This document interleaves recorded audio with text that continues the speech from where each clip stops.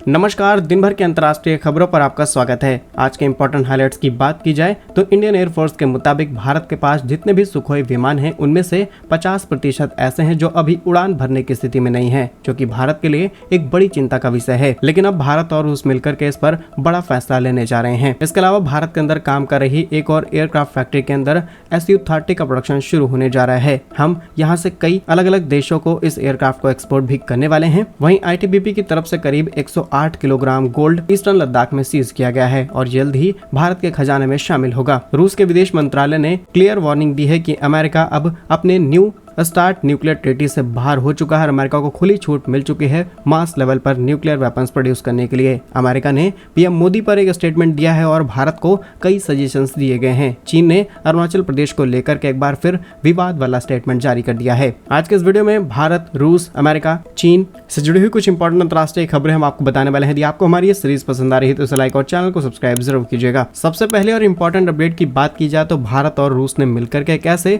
Project पर सहमति बनाई है जो न सिर्फ भारत बल्कि उन सभी देशों के लिए जरूरी है जो आज रूस से भारी मात्रा में हथियार खरीदते हैं। डिटेल्स की बात की जाए तो पिछले 2 सालों से चल रहे रशिया यूक्रेन वॉर की वजह से ना रशिया अलग अलग डिफेंस इक्विपमेंट्स की सप्लाई कर पा रहा है। इनफैक्ट कई देशों के अंदर जहां पर इन्होंने हथियार भेजे हैं उनकी रिपेयरिंग एंड मेंटेनेंस भी सही तरीके से नहीं हो पा रही है। इसी का समाधान अब भारत और रूस ने मिलकर के निकाला है। समाधान ये है कि अब तमाम तरीके के हथियार भारत के अंदर रिपेयर एंड मेंटेन किए जाएंगे। इसके अलावा उनमें लगे हुए जो भी इंपॉर्टेंट कंपोनेंट्स हैं उन्हें भारतीय कंपनियों द्वारा लाइसेंस के जरिए प्रोड्यूस किया जाएगा और जरूरत पड़ने पर नई फैसिलिटीज भी सेटअप की जा सकती हैं जिसमें स्पेशल कंपोनेंट्स तैयार किए जाएं। और ये बड़ी सहमति उसी समय बनी है जब पीएम मोदी रूस गए थे। वहीं सेना की रिपोर्ट के मुताबिक देखा जाए तो भारत की तीनों सेनाओं में करीब 60 से 65% ऐसे हथियार हैं जिन्हें हमने रशिया से इंपोर्ट कराया है। वहीं भारतीय वायुसेना की एक संसदीय समिति ने एक प्रेजेंटेशन के जरिए इस बात का खुलासा किया कि सुखोई विमान भारत के पास जो भी मौजूद हैं इनमें से कईयों की रिपेयरिंग एंड मेंटेनेंस लंबे समय से नहीं की गई है, जिसकी वजह से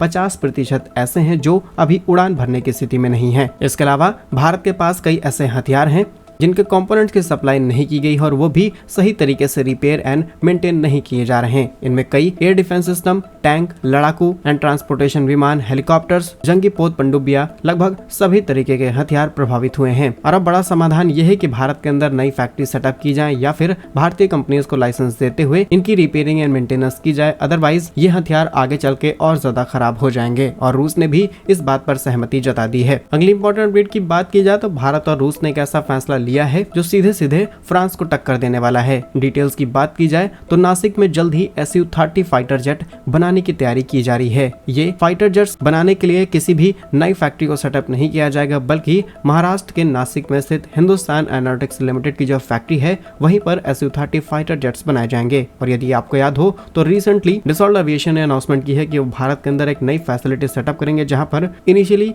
फाइटर जेट्स की रिपेयरिंग एंड मेंटेनेंस की जाएगी, स्पेशली राफेल्स की। उसके बाद यहाँ पर प्रोडक्शन को भी लेकर के तैयारी शुरू की जा रही है। लेकिन रशिया का ये फैसला शायद डायरेक्टली फ्रांस को काउंटर करने के लिए किया गया है। वहीं नासिक इस फैक्ट्री की डिटेल्स की बात की जाए तो यहाँ पर MiG-21 फाइटर जेट्स अभी भी बनाए जाते हैं। वहीं अगर Su-30 फाइटर जेट की बात की जाए तो आज इन्हें दुनिया भर की अलग अलग वायुसेनाओं में इस्तेमाल किया जाता है। खासतौर पर मिडिल ईस्ट के तमाम देश, अफ्रीका, एशिया, लैटिन अमेरिका ये इस्तेमाल करते हैं। और अगर इसका प्रोडक्शन भारत के अंदर शुरू होता है तो डायरेक्टली भारत के लिए एक्सपोर्ट के रास्ते खुल जाएंगे और ये हथियार भारत के लिए भी काफी ज्यादा इंपॉर्टेंट माना जा रहा है। कुछ इंपॉर्टेंट डिटेल्स की बात की जाए तो उसमें 30 mm की ऑटो कैनन लगी हुई है जो कि 150 राउंड 1 मिनट में फायर करती है। इसमें कई प्रकार के ऐसे हथियार हैं जो आने वाले किसी भी विमान, ड्रोन, हेलीकॉप्टर को पूरी तरीके से बर्बाद कर सकते हैं। और इस फाइटर जेट में तमाम तरीके के रॉकेट्स और मिसाइलों को इंटीग्रेट किया जा सकता है। भविष्य में प्लानिंग ये भी है कि इसके अंदर आसानी से ब्रह्मोस मिसाइल भी इंटीग्रेट हो सकती है। बाकी आपके हिसाब से रशिया का ये फैसला फ्रांस को काउंटर करने के लिए है या फिर नहीं, कमेंट्स में यस नो के साथ अपनी राय जरूर बताइएगा। अगली इंपॉर्टेंट अपडेट की बात की जाए तो ITBP ने पूर्वी लद्दाख में चीन द्वारा तस्करी की जा रहे करीब 108 किलोग्राम गोल्ड को जब्त कर लिया है। अरबों रुपए का ये गोल्ड है और जल्द ही ये भारत के खजाने में शामिल हो सकता है। ऐसा हम इसलिए बोल रहे हैं क्योंकि जिन 2 लोगों को यहाँ पर गिरफ्तार किया गया है वो सोना चीन से तस्करी किया जा रहा था। इसकी पूरी पूछताछ की जाएगी, इसका ओरिजिन कहाँ है और ये सोना कहाँ जा रहा था, सारी डिटेल्स और कुछ प्रोटोकॉल होने के बाद अगर सारी चीजें क्लियर नहीं होती हैं तो ये भारत के RBI के पास पहुंचा दिया जाएगा। डिटेल्स की बात की जाए तो इसके ऊपर गल्फ गोल्ड रिफाइनरी रिफाइनरी का लोगो लगा हुआ है, जिससे पता चलता है कि ये सोना एग्जैक्टली कहाँ पे तैयार किया गया है। अगली इंपॉर्टेंट अपडेट की बात की जाए तो ये रूस के विदेश मंत्रालय से सामने निकल के आ रही है, जो कि पूरी दुनिया के लिए बहुत ज्यादा इंपॉर्टेंट बन जाती है। असल में रूस के विदेश मंत्रालय के उप प्रमुख सरगोई रियाबकोव का कहना है कि अमेरिका ने जो उनकी न्यू स्टार्ट परमाणु हथियार की ट्रीटी है उससे वो बाहर निकल गए हैं। अगर इस ट्रीटी की बात की जाए तो ये एक ऐसी ट्रीटी है जिसके दायरे में आप एक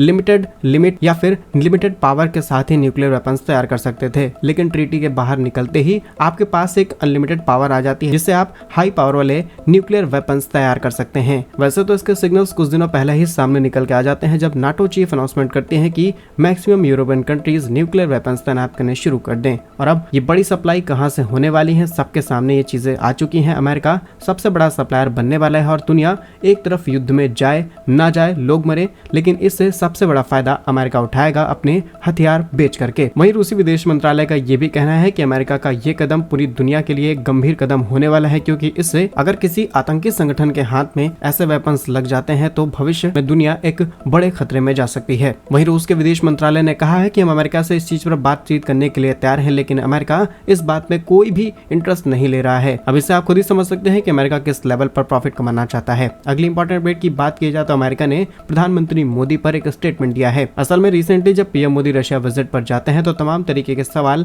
चाहे यूक्रेन हो या फिर वेस्टर्न कंट्रीज, पीएम मोदी पर उठाते हैं, लेकिन इस बार अमेरिकी विदेश मंत्रालय के प्रवक्ता, जिनका नाम है नेड प्राइस, उन्होंने भारत और रूस के बीच जिस तरीके के रिलेशंस और ज्यादा बढ़ रहे हैं, हम न्यूक्लियर हो, एनर्जी, हर सेक्टर में एक साथ मिलकर के काम करना चाहते हैं। उन्होंने कहा कि भारत को रूस से अपनी निर्भरता कम करनी चाहिए। वहीं उन्होंने कहा कि भारत भले ही यूक्रेन पर कुछ ना बोला हो, लेकिन इससे पता चलता है कि भारत कितना ज्यादा टिल्टेड है रूस की तरफ। वहीं अमेरिका ने तो कई बार भारत से ये भी कहा है कि हम रूस के खिलाफ कुछ कार्रवाई करें, जिससे यूक्रेन पर किए जा रहे हमले कम किए जा सकें। इसके बावजूद भी भारत ने कोई एक्शन नहीं लिया, और हम ऐसा नहीं कर सकते क्योंकि ये रशिया यूक्रेन का आपस का मैटर है और भारत सिर्फ अपनी दोस्ती निभा रहा है, जो कि जियोपॉलिटिक्स में सबसे ज्यादा इंपॉर्टेंट है। और सही मायने में देखा जाए तो हम सिर्फ अपने इंटरेस्ट के लिए काम कर रहे हैं और ये हमने इन्हीं देशों से सीखा है। अगली इंपॉर्टेंट अपडेट चाइना से सामने निकल के आ रही है, जहां पर कल चीन ने तो भारत के प्रति बहुत ही नरम रवैया अपनाते हुए एक बड़ा स्टेटमेंट दिया कि हम भारत के साथ सीमा विवाद को लेकर के जल्द से जल्द इसका समाधान निकालना चाहते हैं। जहां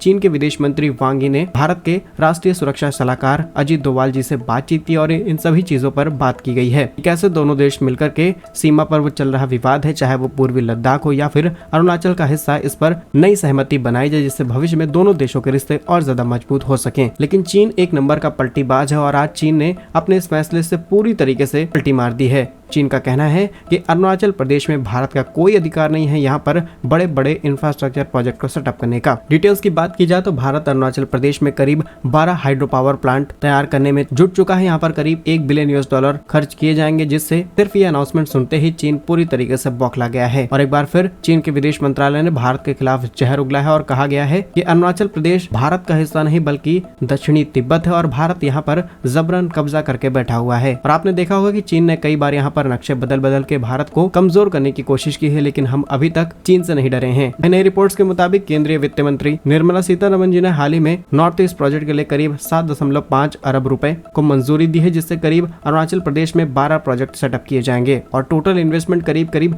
90 अरब रुपए की जानी है। और यही रिपोर्ट सुनते ही चीन पूरी तरीके से आग बबूला हो चुका है और इससे ये बात क्लियर हो चुकी है कि चीन कितना भी भारत के साथ खड़ा होने का दावा कर ले, चीन सिर्फ अपना इंटरेस्ट देखता है। फिलहाल क्या कुछ कहना है आपका इन सभी अंतर्राष्ट्रीय खबरों पर हमें कमेंट्स में जरूर बताइए। यदि आपको हमारी ये सीरीज पसंद आ रही है तो इसे लाइक और चैनल को सब्सक्राइब जरूर कीजिए। वंदे मातरम, भारत माता की जय।